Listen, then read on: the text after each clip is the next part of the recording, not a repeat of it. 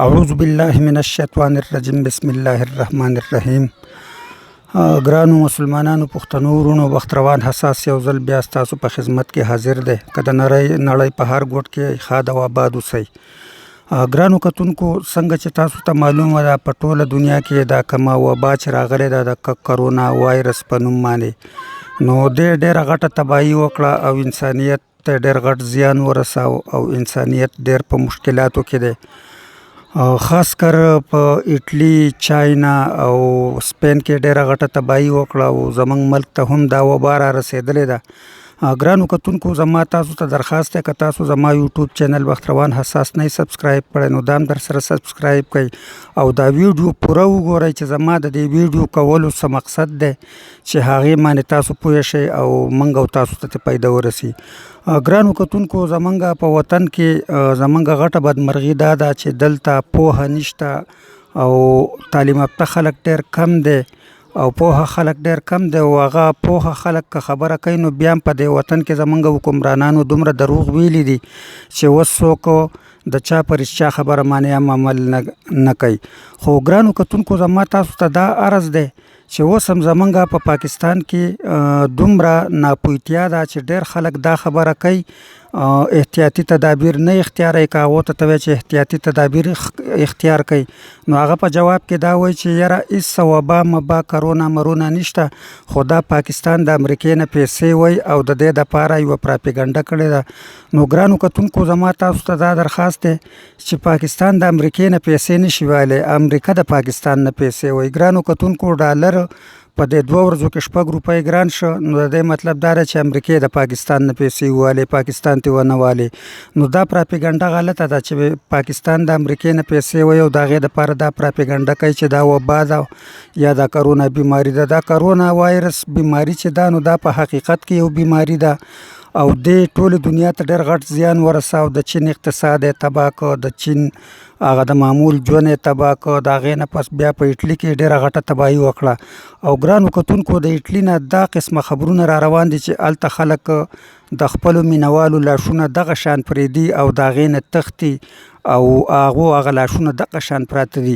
نو ګرانو کتونکو مسلمانانو پښتنو ورونو زما تاسو ته دا درخواست دی چې دا پراپیګنډه نه ده، دا په حقیقت کې یو بیماري ده او د دې نه دا کم احتیاطي تدابیر چې کم دي نو دا زموږ په حق کې دي. اسلام هم د دې تعلیم ورکوي چې یاره کله داسې یو وبا راشي یا داسې یو آفت راشي نو بیا تاسو احتیاطي تدابیر اختیاروئ.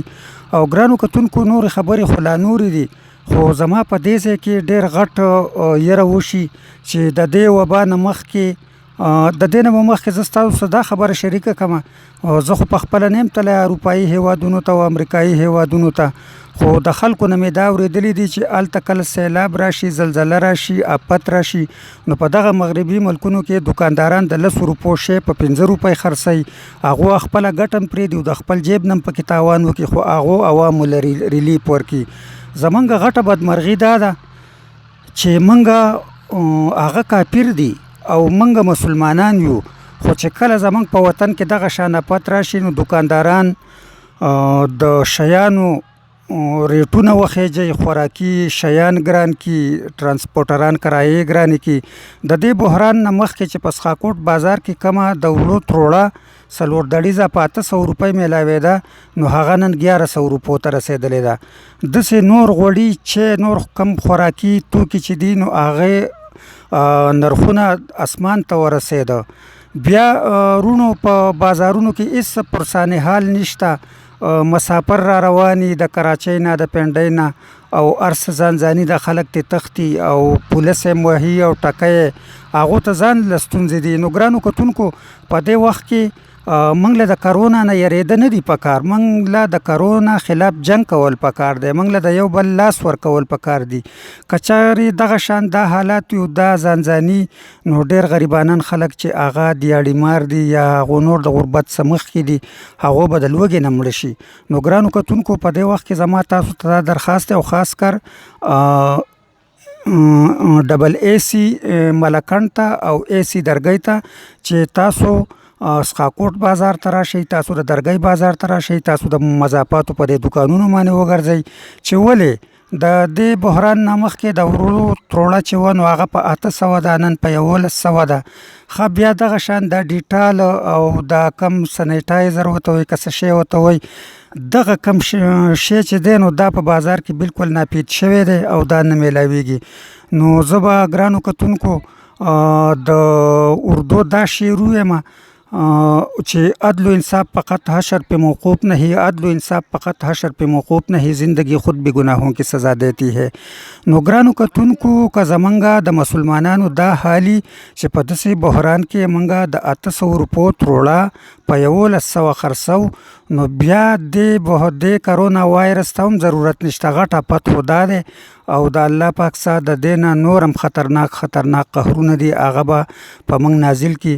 خو ګرانو کتونکو توبه وباسئ، استغفار وکئ، خپل عملونه ټیک کړئ او خاص کر دکاندارانو ورونو ته او ډاکټرانو ورونو ته زه دا درخواست کوم چې د خوراکي موادو دا قیمتونه مه سیوا کوئ، د دوایانو قیمتونه مه سیوا کوئ، خوراکي مواد مه پټوئ، دوايانې مه پټوئ او د خپل غریب ولس له لاس ورکئ او د دوی په حال رحم وکئ او د دوی سره مرسته وکئ او یو قوم جوړ شئ او د یو قوم ثبوت ورکئ.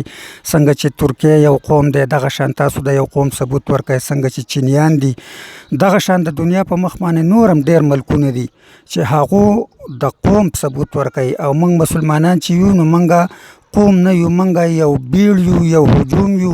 نو زما تاسو ته درخواست دی چې په خپلو ذهن ته دا خبره کوزه کوي چې که موږ دې بیمارۍ له شکست ورکو نو موږ به ورته یو کیږو او هغه د محمود خان اچکزی خبره وی لا به یو کیږو ګینې ورکیږو. نو هغه خو که تاسو پښتنو ورونو یو کېدی او که نه، خو اوس خو دې بیمارۍ ته کم از کم یو شئ چې دې بیمارۍ له شکست ورکو. والسلام.